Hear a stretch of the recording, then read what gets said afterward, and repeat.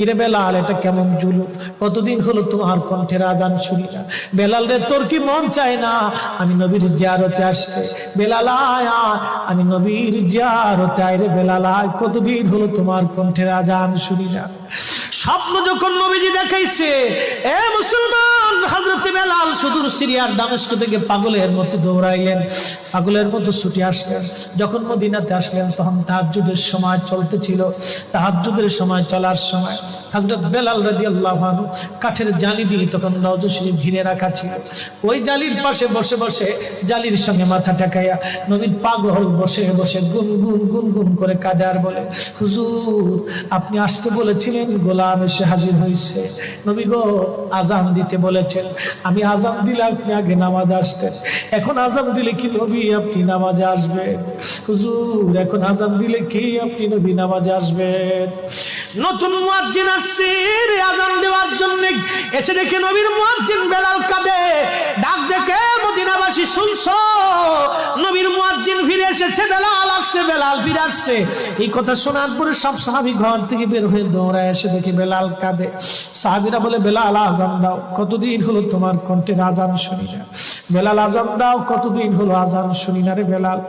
বেলাল বলে, সাহাবীরা রে, আমি আজান দিলে কি নবী নামাজ আসবে বলো? সালমান ফারসি রাদিয়াল্লাহু আনহু ডাক দেখে, সাহাবীরা আমাদের কথাই বেলাল আজান দিবে না, তোমরা যাও দেখো হাসান আর হুসাইন দুইজন ঘরের মধ্যে আছেন। ইমাম হাসান হুসাইন রাদিয়াল্লাহু আনহুমা যদি বলে তাহলে বেলাল অবশ্যই আজান দিবে। সালমান ফারসির পরামর্শে সাহাবীরা দৌড়ায় গেলেন। বর্তমান 7 নম্বর গেট বাবুস সালাম বরাবর একটা মসজিদ আছে, মসজিদে আলী। এটাই ছিল হযরত ফাতেমা রাদিয়াল্লাহু আনহার বাড়ি। এই বাড়িতে দৌড়ে যাওয়ার পরে ইমাম হাসান হুসাইন রাদিয়াল্লাহু আনহুমা দুইজনকে নিয়ে আসা হলো। দুইজনকে নিয়ে আসার পরে হযরত ইমাম হাসানকে দেখতে আমার নবীর মতো দেখা যাইতো, চেহারাটা রাসূল করিমের চেহারার মতো ছিল।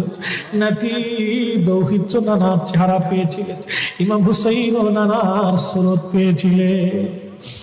দুই ভাই নানার সুরত পেয়েছিলেন।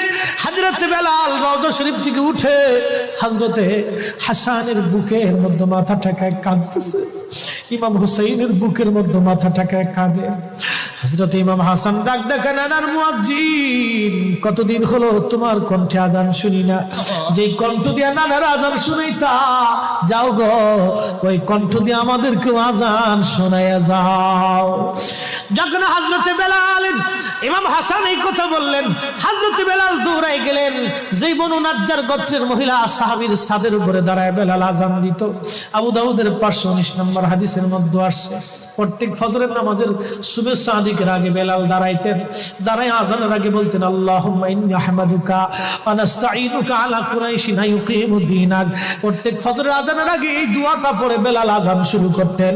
হযরত বেলাল রাদিয়াল্লাহু আনহু আজকে তাহাজ্জুদের আজান দিতে গেছে। আজান দিতে যাওয়ার পরে হযরত বেলাল যখন আজান দিলেন, আল্লাহু আকবার, আল্লাহু আকবার, আজানের মধুর ধ্বনি সারা মদিনার রন্দে রন্দে ছড়িয়ে গেল। মদিনার ঘর থেকে সব সাহাবী বের হয়ে দৌড় মারছে। আবার যখন বলেন আল্লাহু আকবার, আল্লাহু আকবার, সব সাহাবী, মহিলা, বৃদ্ধ, বনিতা ঘর থেকে বের হয়ে দৌড় মারছে। যখন বলল আশহাদু আল্লা ইলাহা ইল্লাল্লাহ, মদিনার ঘর থেকে সব মহিলারা ঘর থেকে বের হয়ে দৌড় মারছে রে, আর কান্না করে, নবী বুঝি ফিরে আসছে রে। আবার যখন বলেন আশহাদু আল্লা ইলাহা ইল্লাল্লাহ, তখন মদিনার মানুষ কান্না করতেছিল, গুন গুন গুন গুন করে কান্না করে। মদিনার ভিতরে আওয়াজ বের হয়ে গেল, নবী বুঝি আসছে রে, নবী বুঝি ফিরে আসছে রে, নবী বুঝি ফিরে আসছে রে, নবী বুঝি আসছে। হযরত বেলাল যখন বলেন আশহাদু আন্না মুহাম্মাদুর রাসূলুল্লাহ, মদিনার মাটিগুলি থরথর থরথর করে কেঁপে উঠছে রে। মদিনার মানুষের কান্না বেড়ে গেল। হযরত বেলাল অজ্ঞান হয়ে জমিনের মধ্যে পড়ে গেলেন, তিনি বেহুশ। নবীর আশিক বেহুশ হয়ে গেলেন। বেলালের মতো আশিক যদি আমরা হইতাম,